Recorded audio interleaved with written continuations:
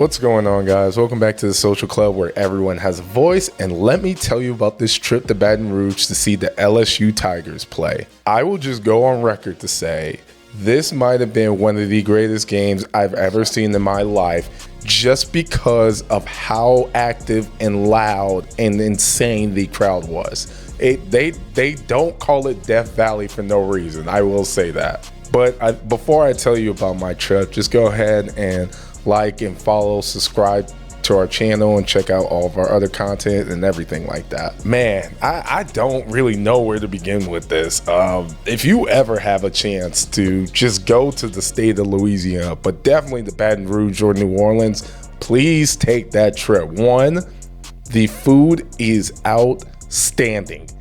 Outstanding.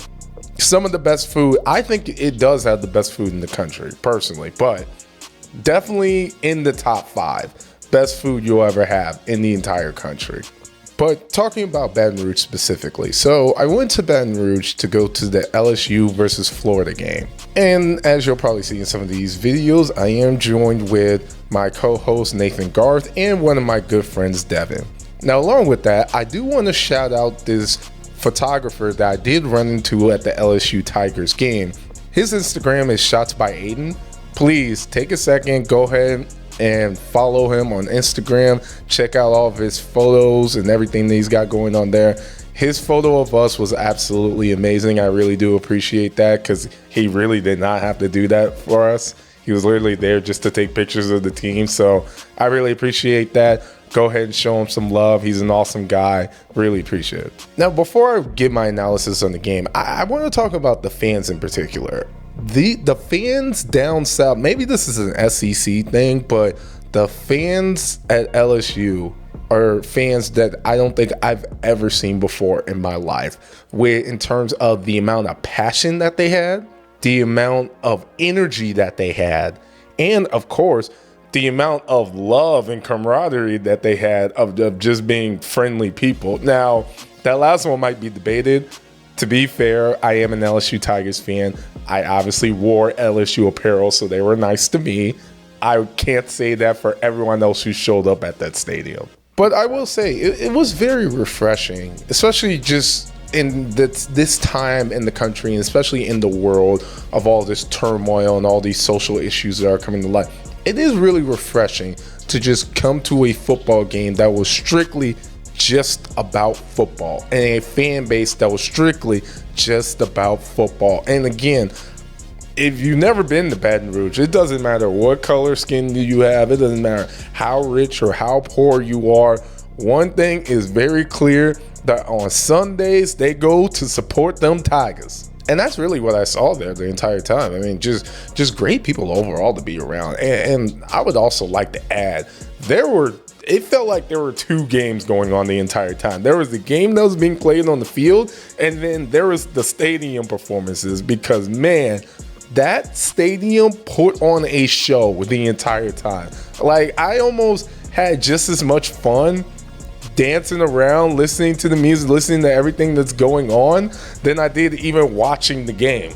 And credit to the crowd. I mean, they were all in on it. Like, you could have stood up for the entire 3 hours of the entire game and did not feel tired. Just, there was that much energy and stuff flowing on from the crowd into the game. And I would also like to point out one thing in distinction that I saw in that stadium that I don't think I've ever seen in any of the other stadiums that I've been to, and I have been to quite a few. One of the most surprising things is that I'm used to people being fanatical fans, especially if you bought the ticket to actually show up. Yeah, you love the team, you're gonna root, you're gonna cheer and all that stuff. These fans were so fanatical, it felt like they were angry. Like, I've never seen that before in my life, but they kind of had the composure. It's like, yes, we better score every single drive. Like, they were almost mad about it. I've never seen that type of energy before. And again, maybe it's because of the rivalry between Florida and LSU, but man, I've been to quite a few games, and just that anger that pure rage. Like it felt like that they were cheering on a war. Like they were. It was an army that's coming in to invade or something like that. It is almost undescribable. And again, if you ever have the chance, please go to an LSU Death Valley night game. It is mandatory. It's got to be on your bucket list. But in saying all that, let me move on to what I think about the actual team. So I will start with Florida. I will say that game from Florida's standpoint was pretty horrendous, and it's really only because of one player, and that is DJ Lagway. And now, if anyone's ever watched our content, you know that our co-host Cam Saunders is a huge Florida Gators fan, and I will say, thank God he did not come with me to that game, because that might have been one of the worst performances I've ever seen in person. I mean, DJ Lagway had 5 interceptions. I want you guys to think about that. 5 interceptions? You probably get like 9 or 10 possessions a game to actually go and drive the football. And like half of them are interceptions. And one of them was a pick 6. I have no words. I don't even know what to think about that. It is just absolutely insane. So Florida, now we already knew they were in trouble by just looking at their schedule, but it's over.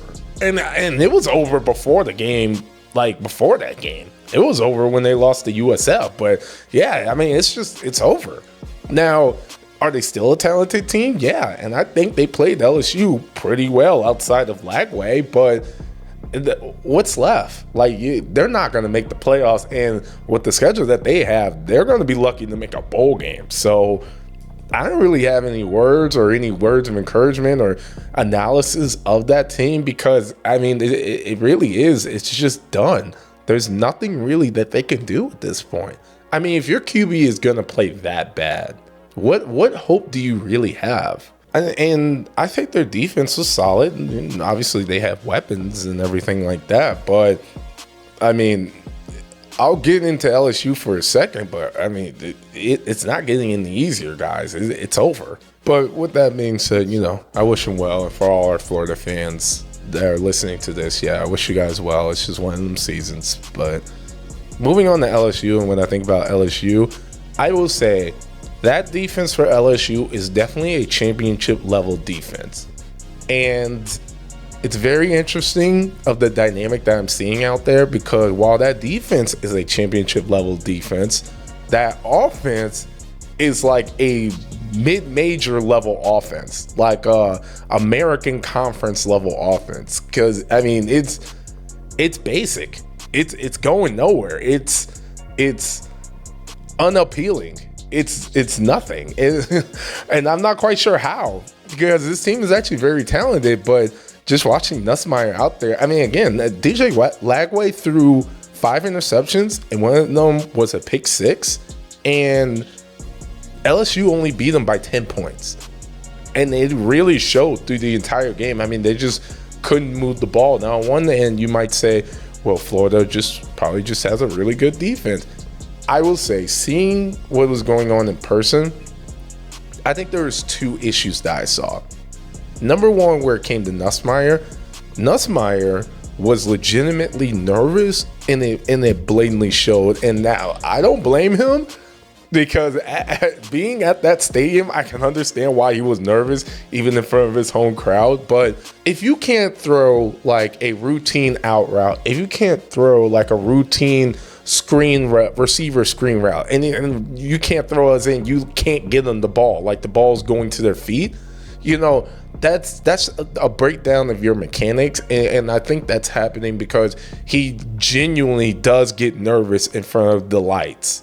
And because of that, the only thing you can do as an OC when that happens is you have to condense the offense and make it basic, just so, again, it's just a routine throw, like a slant route or an out route or something. But if you make it overly complicated and force him to make more than one read, then he's bound to make a mistake. And he did make a mistake. He did throw a pick in that game.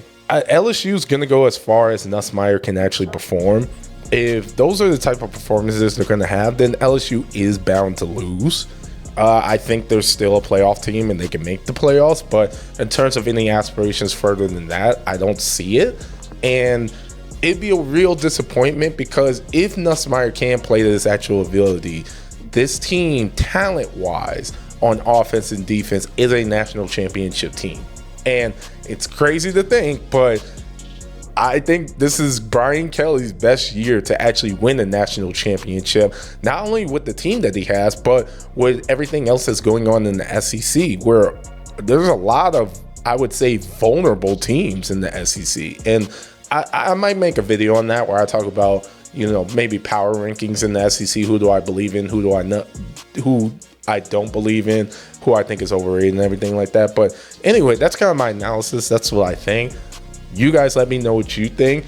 And other than that, man, just take a second, close your eyes, and I want you to listen to this crowd noise. Listen to these fans. It is amazing. But other than that, I appreciate you guys. And please take some time, enjoy these videos of the actual game and just of the stadium environment.